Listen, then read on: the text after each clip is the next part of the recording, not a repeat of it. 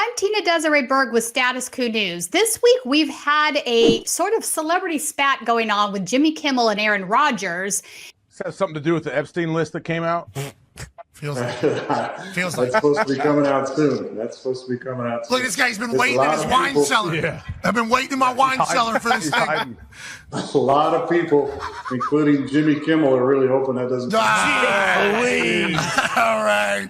Obviously, a clip from this particular program was run on Jimmy Kimmel's show whenever Aaron brought up the list, and then Jimmy mocked him for it. Mm-hmm. Aaron has not forgotten about that, but here we are sitting right in front of that nice bottle of scotch. Mm-hmm. What do you say? I'm waiting to celebrate something. Oh, yeah.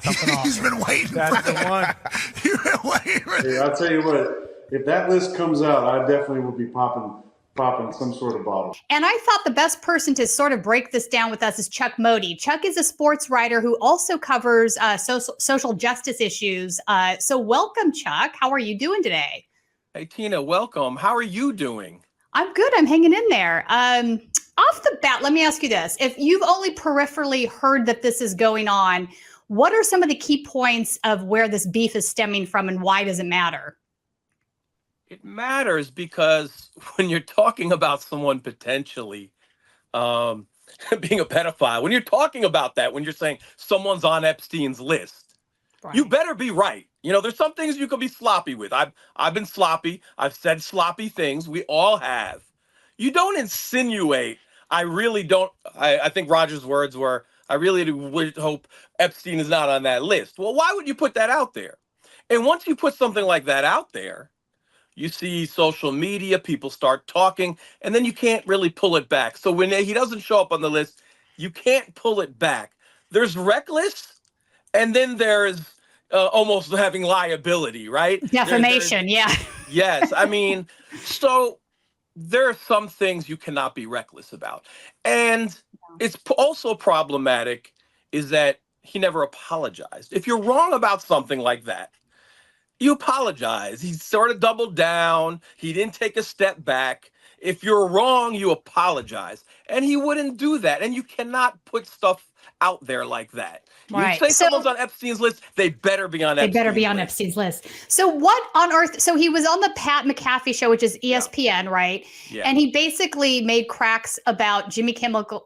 Kimmel is going to be on the list. I'm going to celebrate. I still don't understand why he even went there to begin with. Do you know what the background is on that? Well, there's a history of Jimmy Kimmel has roasted Aaron Rodgers in the past. He's roasted him on his love for ivermectin. He's roasted him on some other, I guess they would say, quote unquote, conspiracy theories. I never liked that term, I'll be honest with you, but that's what, it gets called, conspiracy theories. Right. So he's been roasted in the past. So what really happened is Aaron Rodgers is upset at Jimmy Kimmel. And if you're upset at Jimmy Kimmel, then fine, be upset at Jimmy Kimmel. I'm upset at a lot of people. I am not going to accuse them of being on the list. And we have to understand something. Aaron Rodgers isn't like nobody. He's probably the biggest personality in the NFL. Now that Tom Brady has left, now that Tom Brady is retired, he's a Hall of Famer. He's arguably Brady's equal as in the conversation of best quarterbacks of all time. Yeah. And the NFL, people have to realize like 80 of the top 100 shows that are watched are from the NFL. So when Aaron Rodgers says something, it takes on a much greater weight, a much greater following than if somebody else just said something. He's a megaphone. So he was a megaphone. And then there are a lot of people, you can see them on social media, who believe things about Jimmy Kimmel that were incredibly reckless. And I'm being nice saying reckless, You could talk about some slander in a legal manner. Right.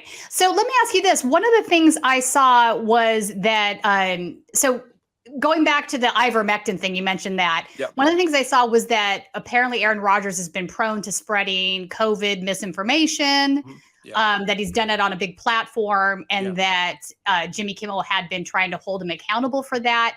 He had, my understanding is he had also lied about being vaccinated, and that came out when he turned out to be COVID positive and he got benched. What are some of the background details on that? Well, he did lie. He did lie about being vaccinated, and then it was found out later that he wasn't.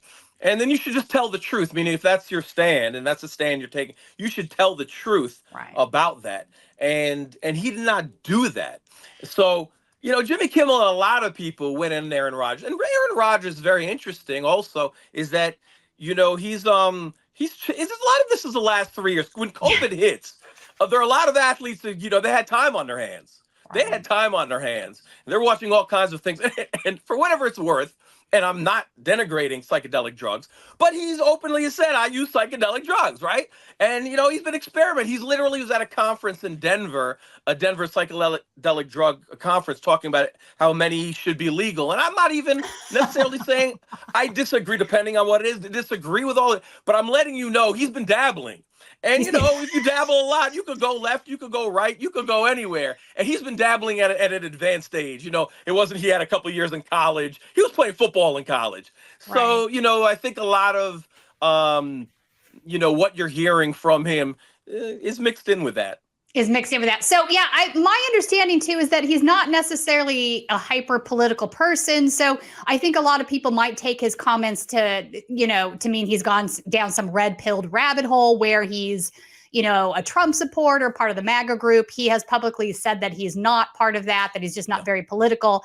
But the danger right now is that group of individuals that are extremely red-pilled, they have turned to calling anybody they disagree with a pedophile. Like, it's become really disgusting and outrageous, really. I mean, I had somebody actually at a protest I was covering a couple of weeks ago walk up to me and literally say, "Why do you like to sleep with children?" I'm like, what is wrong with you? Can I ask you a question, Tina? What prompted that? I don't know, because I'm a journalist and I'm covering a Trump rally. I mean, that's all you need. Right. Well, I think it's a pretty bipartisan list on Epstein's list. It is. That's the crazy thing. I don't, obviously, but, I think Jimmy Kimmel on one show that I watched was making the point that here's a video of Trump at some Epstein party, and they're obviously pointing out young girls and checking them out. So why does the Trump crowd ignore their guy doing that sort of thing, but then they wrongfully accuse other people of being pedophiles? So, I mean, do they really care about pedophilia? No, I don't think they do. But I don't think so. I really don't think so. And I think that's a point that's been bothersome, even on social media, that, pedophilia has been used as a political football. I don't care what your political leanings are. If you're involved in pedophilia, you need to be condemned. I agree. You should have consequences, repercussion, prison, all of that. And, you have enough people on both sides of the two-party system that fit that. So why anyone would use it as a political football, I have a major problem with. I agree. That means You're not caring about what's happening. I agree. But it's so it seems to me, though, that Aaron, even though he's not part of that group, I guess Jimmy's point was that he's sort of dog whistling to that group, knowing that they're going to attack Jimmy online and his family online and whatever else if they believe this lie. And so what can you tell me about that? You see social media, and Jimmy Kimmel has said as much, that, you get an avalanche on social media. If you look at comments, I'm not saying these are big names, but still, you've been swarmed. You know what it's like. Yes. You've had Nazis come at you by the hundreds before. It's not fun. It's not pleasant. No, it's not. It's not fun. It's not fun. And so when people are in your comment section, there's a really stupid section of a populace that is part of social media. We understand that. And you could suggest anything and it could be truth. And those people are going after Jimmy Kimmel. Those people are saying silly things like, well, I think they had the same chef, Epstein, and Jimmy Kimmel, the same chef. And you find the most just any type of connection whatsoever to make a strong accusation of the worst kind. Yeah. So if you're in a position of Aaron Rodgers, and those idiots are following you, and a lot of idiots are following Aaron Rodgers, by the way, you have to know that crowd is following you. And when you're wrong, you come out and you say that you're wrong, so that crowd could back up. Right, which didn't happen. He issued some sort of fake apology, for lack of a better thing, sort of explaining where he was coming from. But for all intents and purposes, it didn't clear the air. And now my understanding is that he has been booted off the show for the rest of the season. What are your thoughts on that? That was true up till today. He came back. He actually came back. I just saw that like 10 minutes ago. You're they kidding. said he was off the show, and then he came back. So, ESPN probably paid $85 million to Pat McAfee and that group. I'm forgetting all of a sudden the name of his partner, AJ Hawk, right? And Aaron Rodgers is the centerpiece. So, it's very interesting here where this plays out with Disney and McAfee, who went as far as critiquing higher ups at ESPN. And you normally don't last that long, but McAfee brings in money. He brings in a lot of money to the show. He had a very big, lucrative YouTube channel. He came out on his own, a former player. And it's going to be interesting to see where this goes because ESPN likes to keep the reins on you. They really do. And, I wouldn't be surprised if something or some modification happens the next month or so. I would think so. I can't imagine the advertisers would be okay with this. And at the end of the day, that is who all of these networks are going to be responsible to because they need the ad money. Let me ask you one last question on this because I think it sort of points in the direction of where we are in post-truth America, right? Where everybody thinks they're entitled to their own set of facts, their own truths. I'm old school. I think truth is a very, very, very narrow definition. Truth should be verified. It should be objective. It should be held accountable to something.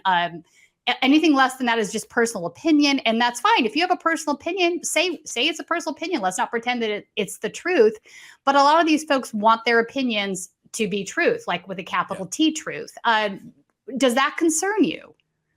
I mean, of course it concerns me. Of course, listen, so when Trump becomes president, and he's been called a pathological liar, many, many times, rightfully so. He is a pathological liar, especially domestically, and in a very ironic way when he talks about foreign affairs, he's actually brutally honest about America in ways other presidents aren't. But he's this pathological liar. You have a crowd size of a certain amount. He'll say it's much larger, right? And so you had this Trumpian post-truth America.